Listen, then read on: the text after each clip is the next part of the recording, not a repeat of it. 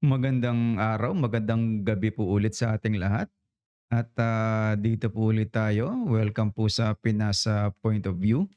Talakayin ulit natin yung medyo mga issue na alam niyo yun, nakakairita.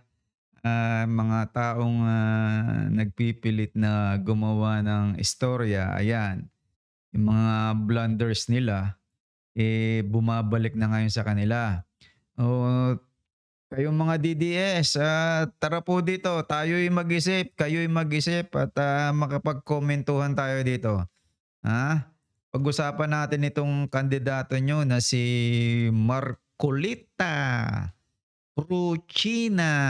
Ayan, oh. Sinasabi niya ngayon na parang damage control siya. Yung ba namang sabi ka ng sabi, o edi blunder ang ginawa mo ngayon. Panoorin natin ang video niya. YouTube, sabi po ninyo kanina, lahat ng election misinformation, katulad po ng mga contents that might negatively impact free and fair democratic elections, ay tinatanggal po ninyo, sir. Tama po. Mr. Chair, certain types of election misinformation po, Mr. Chair. Certain Kasi po types. ngayon, actual po yung nangyayari sa akin. Ako'y binabas po ng, hindi naman po masyadong marami. Ngunit dahil nga po doon sa pagkakasabi ko na there is no such thing as West Philippine Sea, meron pong isang Commodore na tumawag sa akin na traitor. Do you understand, attorney, the word traitor? Tama lang naman na tawagin kang traitor, Marcoleta. Kasi unang-una, hindi naman for educational purpose yung ano mo yung motive mo kung bakit mo sinabi yung ganun. Alam na namin ang motive mo eh. Nakuha ka ng ano mo yun, ng media exposure eh. Di ba? Nung nakausap ka ni Commodore halata ni Commodore ang ano mo, ang pakay mo sa kanya. Di ba? More exposure sa media, gagawa ng mga controversial statements. So, edi, tapos pipilitin mo namang i-defend sa makakaya mo. Oh. Diba, ganyan lang naman ang style eh. Nagiging Duterte ka na. Yes, Mr. Chair. Yun ba ay shocking? Yun ba ay incendiary? Yun ba ay demeaning or inappropriate language? Oo, kita mo ngayon parang ikaw pa ngayon yung inaapi. Ikaw yung inaapi ngayon, pinalalabas mo ngayon na yung iba ang may kasalanan, hindi ikaw. Na ikaw yung inilulugbok ngayon. Oh. Samantalang nung sabihin mo na there is no such thing as West Philippine Sea, inilugmok mo lahat ng Pilipino. Pambirang tao to. Siya pa ngayon ang inaapi sa social media. Talagang turo mga alagad ni Duterte na to, mga disciples. A member of Congress like me. Pambira. Aping-api, ano? Mr. Chair, I don't know the full context of the statement, so I'm unable to provide a comment on that, Mr. Chair. Okay, let's give the context. Yeah. Nung po kasing nakaraang hearing, ang nagsuggest po na i-educate po natin ang ating mamamayan sa mga nangyayari sa West Philippine Sea, ito po ay pinasimulan po ng CICC. Siya po yung executive director po ang nagsabi na kung ang pag-uusapan po yung complexities surrounding this troubled sea, ay kailangan po nating ma-educate, ma-impormahan lahat ng ating mamamayan. Yun po ay sinabi niya sa liwanag ng maraming misinformation, marami pong mga deepfakes, mga fake news Chief Pigs. Tama naman po siya sapagkat sabi nga, Ay, tama naman pala siya eh. Yung kasing dinedepend nung mga grupong yun is naka-align yun dun sa adhikain ng gobyerno. Di ba ano na nga eh, meron na nga tayong mga mga naipasang mga ano natin, ano bang tawag doon, yung mga recommendation natin sa iba't ibang international groups na yang ang West Philippine Sea, ganyan na yung aming diyan, claim, 'di ba? Ganyan na yung aming pagkilala diyan. Oh, national identity kasama na yan sa national identity namin. Late na late naman tong si Marco Bete. niya, only an informed citizen can repel a fake news. Ako po, sinuportahan ko yung pangungusap na yun sapagkat kailangan lang. Sapagkat hindi naman po pwedeng pag-usapan po natin ang West Philippine Sea ng tayo-tayo lang. Sapagkat marami rin pong claimants kasi na pinag-uusapan dyan sa bahagyang yan ng ating mundo. So, gusto kong pasimulan po yung public discourse nung sinabi kong there is no such thing as West Philippine Sea. Ang ibig ko pong sabihin, if we involve the international community, hindi po nila makita sa mapa yung West Philippine Sea. Hanggat Mamaya explain natin kung saan kinuha ni Marcoleta siguro yung topic na yan. Alam ko topic yan sa Davao eh. Hindi po kasi natin na ipatatala ito do sa pandaigdigang patalaan ng mga dagat. Magtataka po yung mga bansang nasa Europa halimbawa. I-google nila o baka gamitin pa nila yung mga platapormang ginagamit po, YouTube, Facebook. Hindi po nila makikita sapagkat anyone that googles that particular area of our world, ang nakasulat lang po doon ay South China Sea. Hindi po naman nangangahulugan na pag sinabi natin South China Sea, pag-aari na ng China yon. In the same manner, Mr. Chair, yung Indian Ocean, hindi po pag-aari ng India yon. Tama. Yung Gulf of Mexico, Mr. Chair, hindi rin pag-aari ng Mexico.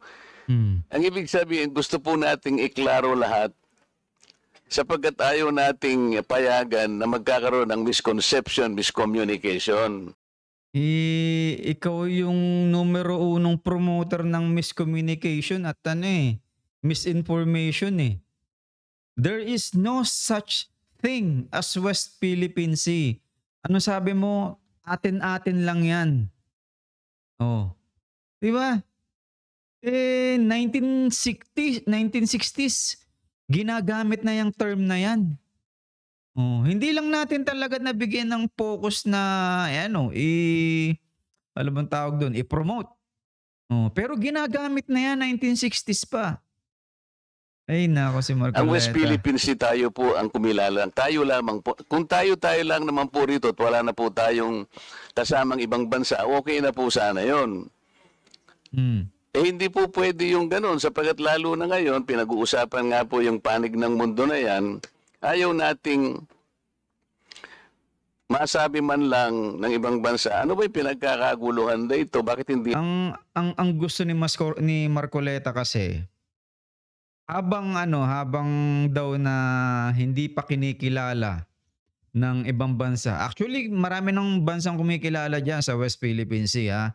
Sa Europe, marami na yan. Yang Japan, 'di ba? Yang South Korea, Taiwan. Kinikilala na rin naman nila yan eh. May respeto sila sa Pilipinas.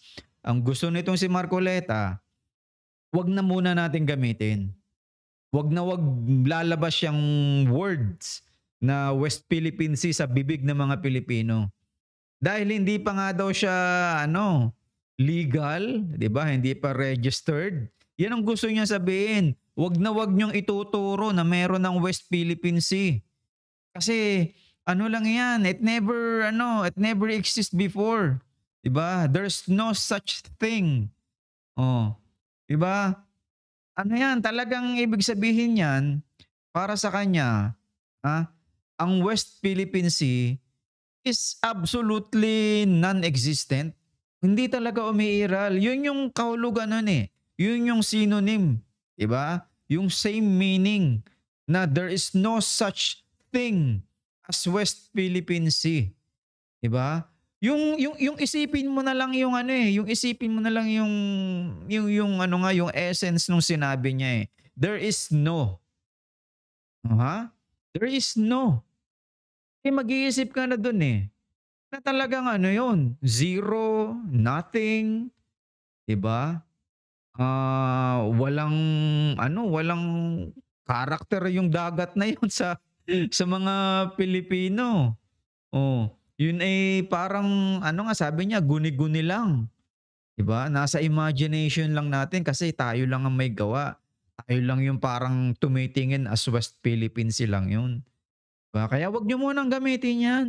Kasi ano naman 'yan eh, hindi pa nga tayo nakakapagbasa, 'di ba? Wala pa 'yan sa mga mapang napo-produce. Eh, 'yan nga ay sinimula na, 'di ba? Sinimula na 'yan. Actually, nung tayo ay nag-complain kamakailan na do'n sa Google Earth, meron dong kinomplain ng 'tong Philippines, yung mga Pilipino, na meron dong island na nagkamali ang Google Earth sa pagpapangalan. Binago nila. Binago nila 'yun. Kasi alam ano nga ng Google na West ano nga Philippine ano nga pala 'to area.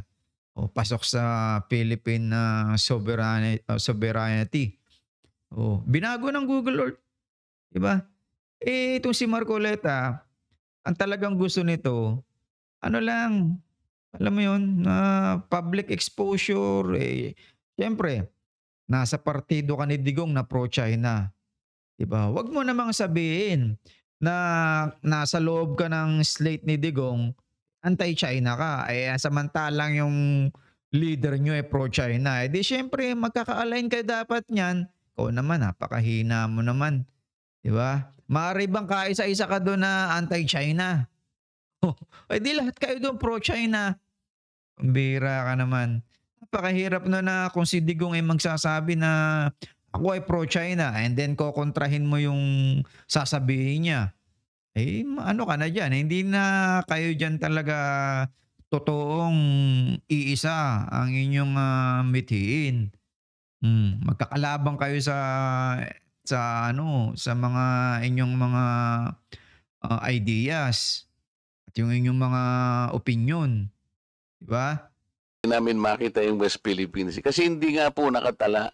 Ang patalaan po, Mr. Chair, yung tinatawag lang International Hydrographic Organization. Ngayon po yung isang Commodore, tinawag po niya ako na traitor. Nang hindi po niya tiningnan yung konteksto ng pinag-uusapan. Bakit po hindi nyo ipaliwanag? Ang gusto nitong si Marcoleta, siya lang ang nakakaintindi nung kanyang mga sinasabi at yung ibang tao katulad nung sinabi niya kay Commodore, mahina pag-iisip, gago, 'di ba? Yun yung binanggit niya eh. Ganun si Commodore eh. Oh, na doon sa sinasabi niyang paliwanag, siya lang ang nakakaintindi, siya lang yung magaling. Na yung ibang tao hindi kayang maunawaan yon, yung kanyang sinabing there is no such thing as West Philippine Sea. Na akala niya siya lang yung talagang napakagaling mag-interpret doon sa issue na yon ng karagatan. At yung ibang tao is gago, mahina ang kokote. Diba? Yung ugali nitong si Marcoleta eh. Sa buong mundo na pinatatala na natin yung West Philippine Sea pero hindi natin maitala-tala. Matagal na pong panahon na pilit nating ipatala, hindi pa po na ipatatala. Kaya sa ngayon, hindi po nire-recognize. Tayo lamang po yon.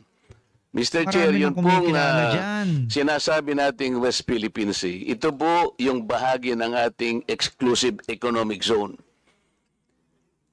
Atin po yun, for the record, kinakailang pong malaman ng lahat. Atin po yun, kahit anong mangyari, we will fight anybody to the last drop of our blood. Atin yun, yun ang ating exclusive economic zone. May pangalan o walang pangalan, atin yun. May pangalan O walang pangalan, atin yun. Eh, pinapangalanan nga natin eh. Tapos ayaw mo naman. Pero yung isang Itong Commodore na taong to. masyadong emotional, tinawag niya akong traitor, Mr. Chair, Eh, tama lang. nang hindi po niya naiintindihan ang pinanggalingan na Yan, pinag-uusapan yan na. dito. Siya lang ang nakakaintindi. Pwede po ba tayong gumawa ng kalye, tayo-tayo lang, nang hindi natin ipatatala sa barangay o kaya sa munisipyo? Aba, may sariling ang soberanya ang Pilipinas eh. Yung mga nasa palibot niya, pwede niyang i-naming yun kung anong gusto niya. Oh, di ba? Pwedeng anong pakialam ng halimbawa Taiwan kung mag-name tayo do sa sovereignty natin na malapit na lugar sa atin, pangalanan natin yon. Ha? Anong problema ng Taiwan doon? Yung naming niyang mga lugar-lugar na yan, ano natin yan, karapatan natin yan. Kay Marcoleta, duda pa siya. Kumbaga parang walang kwenta yung pagpapangalan na yan. Diba? Hanggat hindi ipinare-register dun sa gusto niyang organization. Pumunta ron Bihira. si Honorable Barber Seme, sakay ng isang tricycle. At iwi-wish niya yon. Sapagkat ang gumawa lang doon ay si Congressman Paduan o sarili niya lang. Hindi niya makikita yun, maliligaw yung tao. Yun ang ibig ko po sabihin. Kalokohan mo. Ilagay po natin sa konteksto ng pangmundong pag-uusap ito. Mhm. Hindi po tayo nag-iisang bansa lang sa daigdig. Yun po yung ibig ko sabihin. Ngayon, Pasok nga sa soberanya natin yung lugar na yun eh. Bihira kung ka naman. mag-google po o kung magbablog po yung mga ibang mga tao at ipipilit nila na si Congressman Marcoleta, maka-China pala ito. Totoo naman eh. Mr. Representative po ng YouTube. Kasi pag tinignan niyo po yung YouTube, lilitaw yan. Marcoleta pro-China. Totoo naman eh. Paano po ninyo ipaliliwanag sa tao na hindi po ako pro-China? Ngayon po lumalabas, pag tinignan niyo po yung YouTube, Kasalanan mo yan. lalabas po doon. Ewan ko sino po yung gumawa niya, pero Blunder mo yan, maliwanag na blunder. talagang election misinformation, Mr. Chair. Lahat kanya ng kandidatong senador ni PRRD ay financially supported by China. Nandyan po ngayon sa Ay, YouTube. totoo naman eh. Lahat po niyan siguro nakikita nyo na. Oo naman. Paano po ito, hindi po niyo ite-take down itong mga contents na ito, sir? Pag ikaw ang tumitira, ano ka, talagang to the max ang power mo. Nung ikaw ang binabanatan, paawa effect ka ngayon.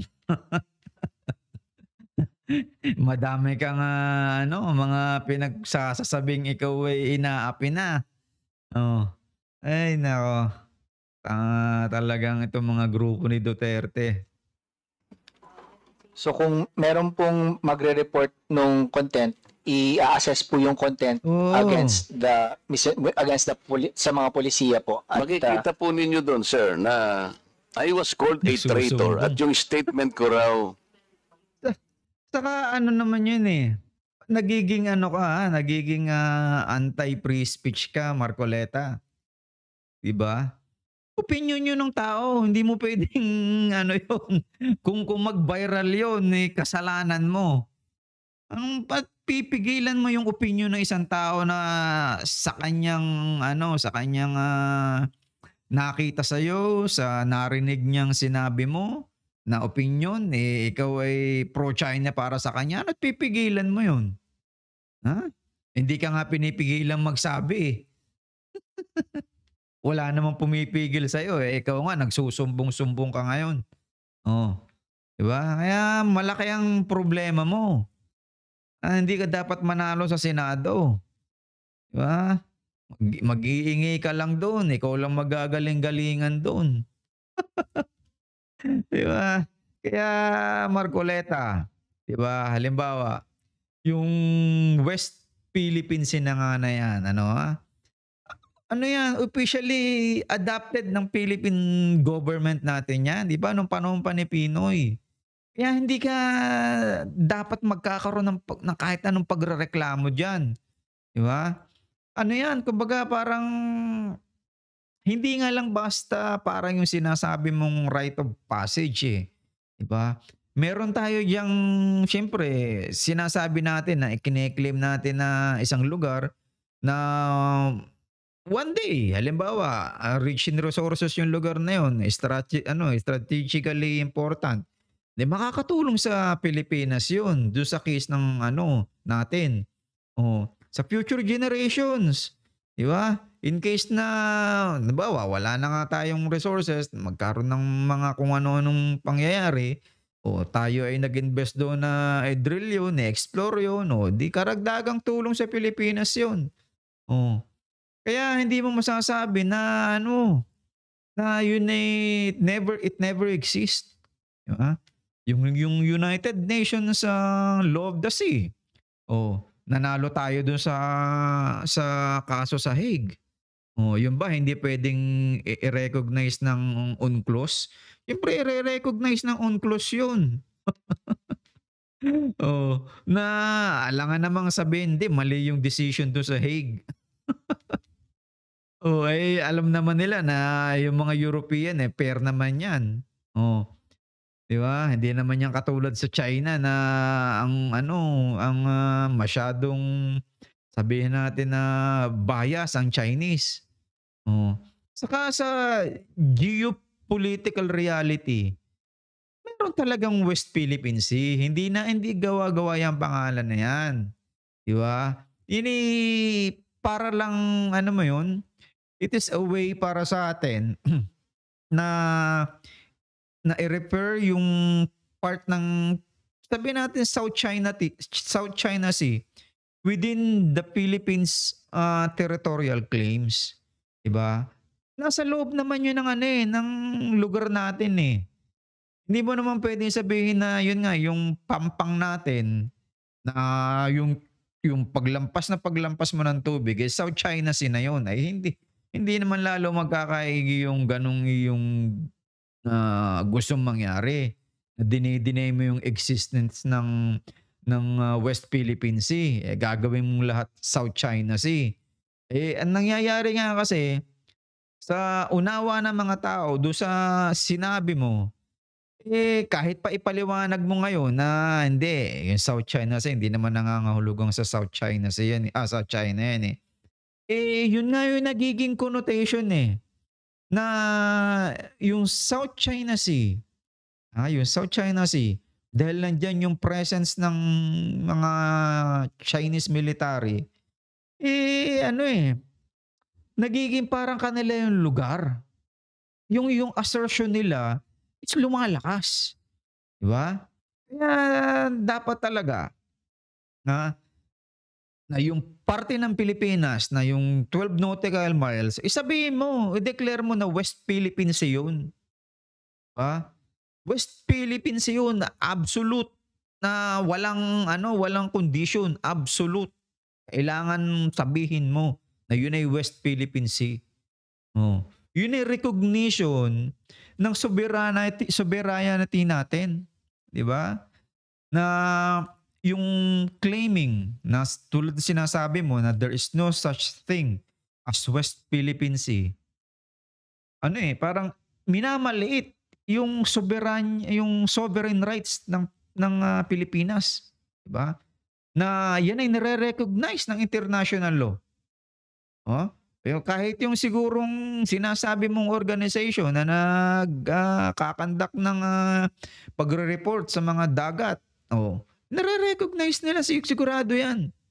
Hindi nga lang sabihin natin na naka-registered pa sa kanila. Kaya hindi talaga pwede mong i-invalidate na walang West Philippine Sea. Expansive pa rin kasi yun, napakalaki nun 'di ba? Pagka hindi mo sinabi, hindi ka nagbigay ng claim mo doon,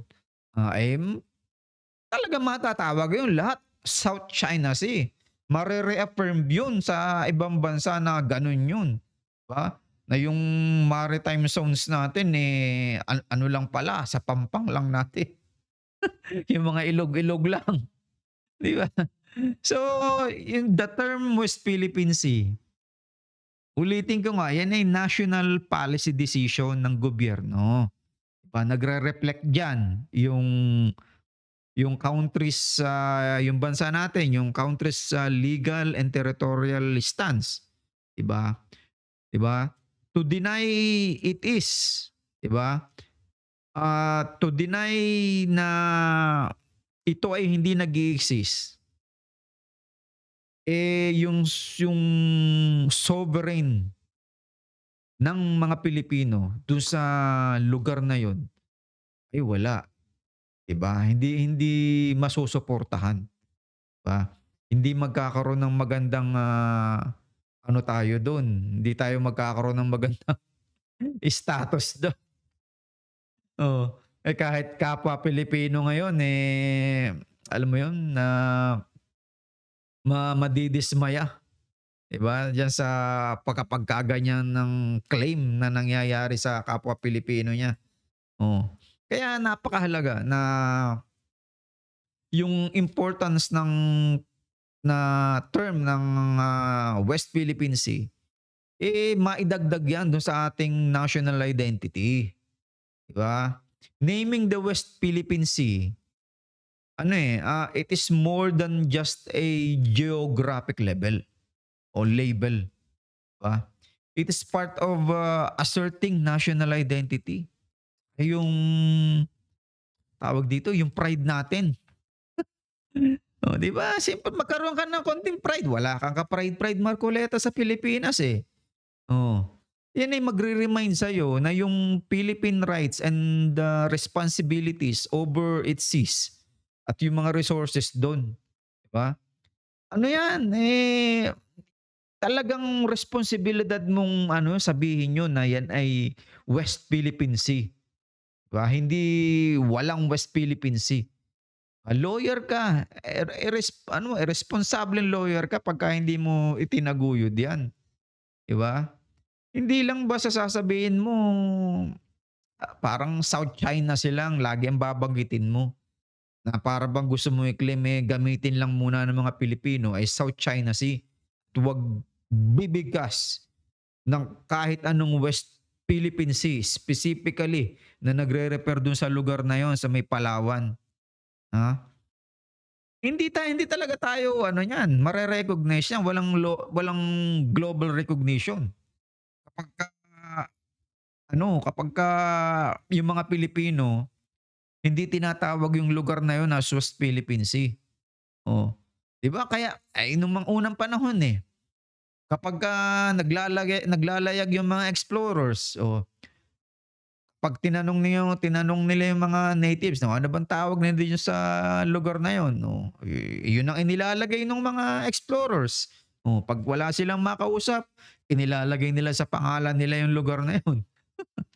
Ganun lang naman yun Kaya nagpangalan sa South China Sea, yung Mir de la Chine, yung mga Portuguese. Sila yung malimit kasing makipag-trade dun sa lugar na yun sila yung alis, labas, 'di ba? Pasok. Sila yung mahilig mamaybay doon. Pero yan, hindi niyan na sinasabing na yung West Philippine Sea na sa panahon ngang yun kumbaga hindi pa nagagamit. Hindi mo pwedeng sabihin na hindi umiiral yun. Meron nga mga ancient map na merong Mir de la Pilipinas yung 18 something yun. Meron pa nga yata 1700s na merong mapa na merong sinasabi may nakalagay dun West Philippine Sea, Mir de la Pilipinas. 3 mapa yata yun. Kaya mas maganda talaga na Marcoleta, mag-sorry ka. Mag-sorry ka sa mga Pilipino. Kaya ang tingin nila sa'yo na binabasa ko yung mga comments, so hudas ka daw. Oh, ikaw ay traidor. 'Di ba? Wala kang pagmamahal sa kapwa mo Pilipino. Yan yung mga comments. Oh, ikaw ano ka na, nalasong ka na ni Duterte. Aba, alam kong nagbabasa ka ng mga comments kasi nagsasabi ka ng social media TikTok, Facebook, YouTube. Oh. Nagbabasa ka at nakikita mo yan. Oh. Wala kang magagawa kasi ano yung balita ng ulan na nanalo tayo sa Hague, ano na yun. Sure na yun na tatangkilik ng Pilipino na yun ano, tama sa Pilipinas yung lugar na yun, part yun, maritime zone natin yun. Ikaw, dali ka ng dali ng no such thing as West Philippine Sea. Geopolitical reality yung lugar na yun ay dagat na nasa west ng Pilipinas. Ha?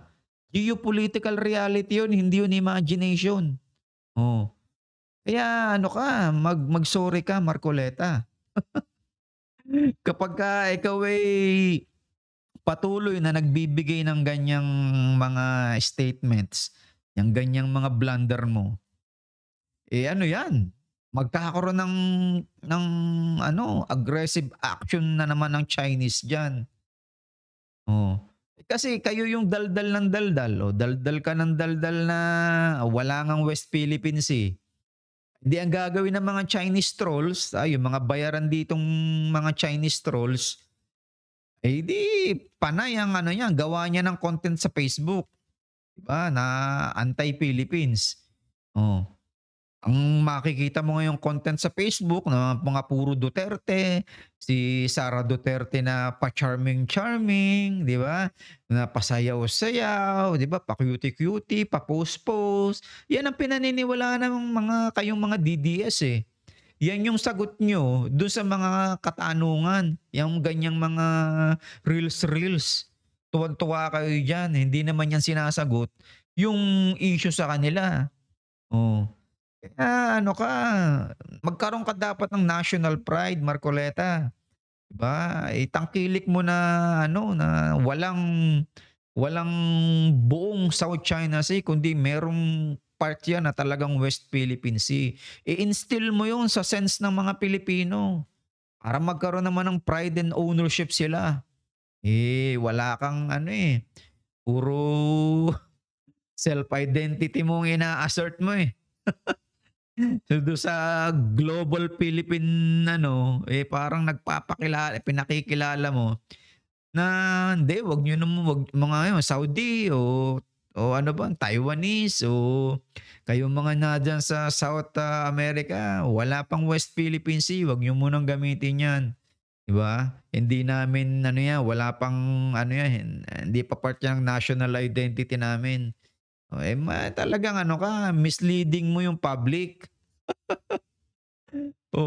Kaya mag-sorry ka, mini-mislead mo, ikaw ang nagmi-mislead sa thinking ng publiko.